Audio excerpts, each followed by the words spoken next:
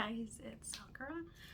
So today I'm going to talk about altars. I'm not going to actually show you mine because I actually learned not too long ago that you have to be really careful who you share your altar with. Don't post pictures of it online and stuff, which I've made the mistake of doing.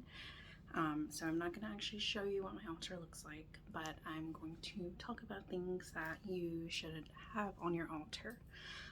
Your altar is kind of like your sacred space, so there's no set thing that you have to have it set up.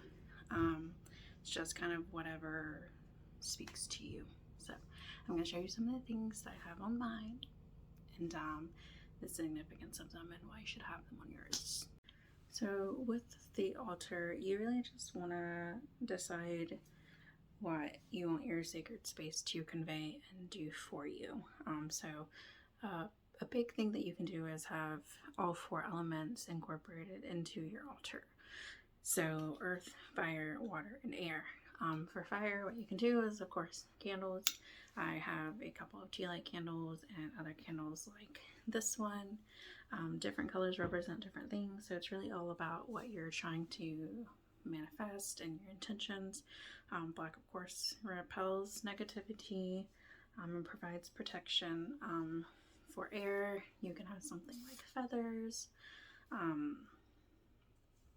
Feathers are also good for smudging and cleansing your space, but these are a good representation of air. So also, whatever your sign is and your element, you can have more things dedicated to that sign in particular. So water, you can have, I didn't bring it for this video, but I have like a little container full of moon water. So that's an example of water that you can have, or some kind of water bottle or water offering for any deity that you work with, if you work with one. As far as earth, I didn't bring them, but I have, it can be crystals, some kind of herb that you burn or use. For example, there's bay leaves in this that I burn and use for cleansing daily. You can also use these to smudge and cleanse your crystals. And that can be something that you have for the earth. So it's really just your personal preference and the things that call to you and, are part of your manifestations and intentions. I also have this little witch's altar bell. That's also something I have. You can have your tarot decks or your oracle cards. So really there's no set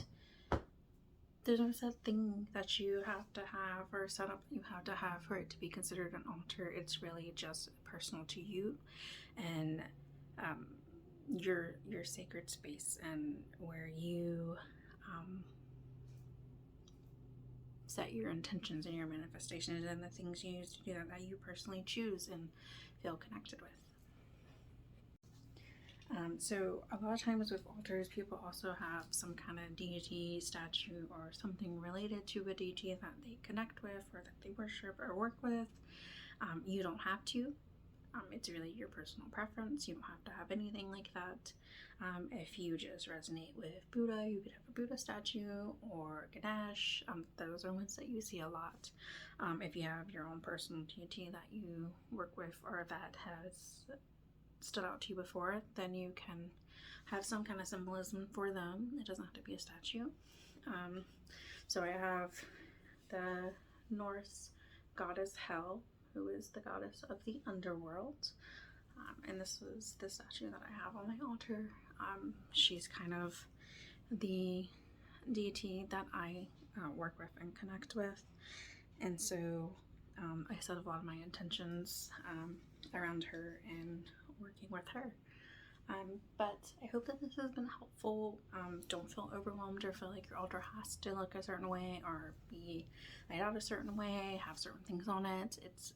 It's your sacred space. So, whatever's sacred to you, and means something to you is what you can include on it. So let me know if this has been helpful, and if you have any questions, if there's anything else you want me to talk about in the future, just let me know. And thanks. Bye, guys.